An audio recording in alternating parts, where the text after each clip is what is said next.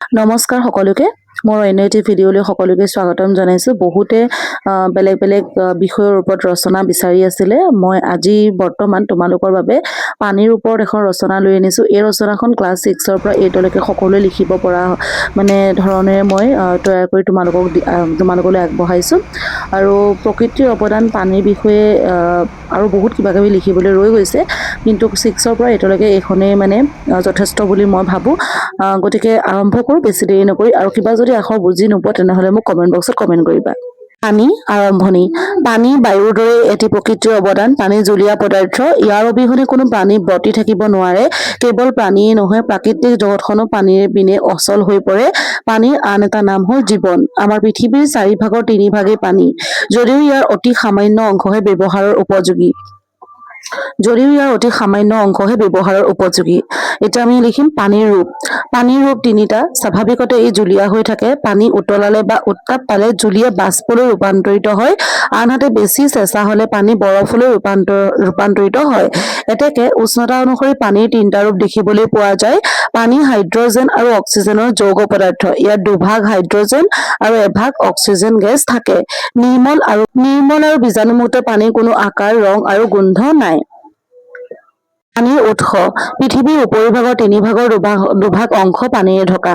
পৃথিৱীৰ বেছিভাগ ঠাইত সাগৰ, মহাসাগৰ আছে। অৱশ্যে সাগৰৰ পানী লুণীয়া আৰু সেইবোৰ খাব নোৱাৰি। খোৱা পানী নদী, কুঁৱা আদিত পোৱা যায়। মানুহে কুঁৱা, পুখুৰী, নলা, নাদ আদি খান্দি লোৱা পানী আহৰণ কৰে। এইবোৰত পানী শুকাই গলেও বৰষুণ আৰু ভূগৰ্ভত থকা পানীয়ে সেই অভাৱ দূৰ কৰে। পানীৰ ব্যৱহাৰ। আমাৰ দৈনন্দিন জীৱনত পানীৰ ব্যৱহাৰ অপৰিসীম। এতিয়া আমি পানীনো ক'ত ক'ত ব্যৱহাৰ হয় সেইখিনি লিখিছোঁ। খোৱা পানী। আমাৰ শৰীৰৰ অধিকাংশই পানীৰে গঠিত, সেয়ে জীয়াই থাকিবলৈ আমি পানী খাবই লাগে। ঘৰুৱা কামত ৰন্ধা বঢ়া, গা ধোৱা, কাপোৰ ধোৱা আৰু পৰিষ্কাৰ পৰিচ্ছন্নতাৰ বাবে পানী লাগে। কৃষি কাৰ্যত শস্য উৎপাদনৰ বাবে পানী অপৰিহাৰ্য। বৰষুণৰ অভাৱত জলসিঞ্চনৰ সহায়ত খেতি কৰা হয়। উদ্যোগত ডাঙৰ ডাঙৰ কল কাৰখানা চলোৱাৰ বাবে প্ৰচুৰ পৰিমাণে পানীৰ প্ৰয়োজন। ইয়াতে তোমালোকে আৰু কিছুমান ব্যৱহাৰ হোৱা কথা লিখিব পাৰা। পানীৰ গুৰুত্ব। পানীৰ বাবে জীৱ জগত আৰু প্ৰাকৃতিক জগত চলি থকা সম্ভৱ হৈছে। পানীৰ বাবে গছ-গছনি, শাক-পাচলি আদি জীয়াই আছে।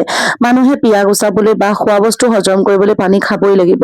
পানীৰ বাবে আমি মাছ কাছৰ দৰে পুষ্টিকৰ খাদ্য পাইছো।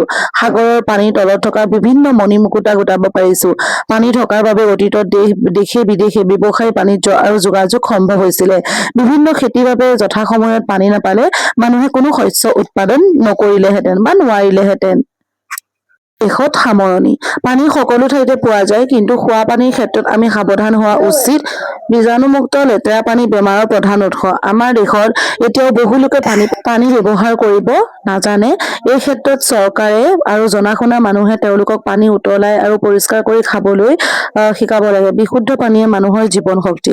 গতিকে ৰচনাখন কেনেকুৱা পালা কমেণ্ট কৰিবা, আৰু যদি কিবা বিষয়ত ৰচনা লাগে তেনেহ'লে মোক কমেণ্ট কৰিলে মই নেক্সট ডে দিবলৈ ট্ৰাই কৰিম।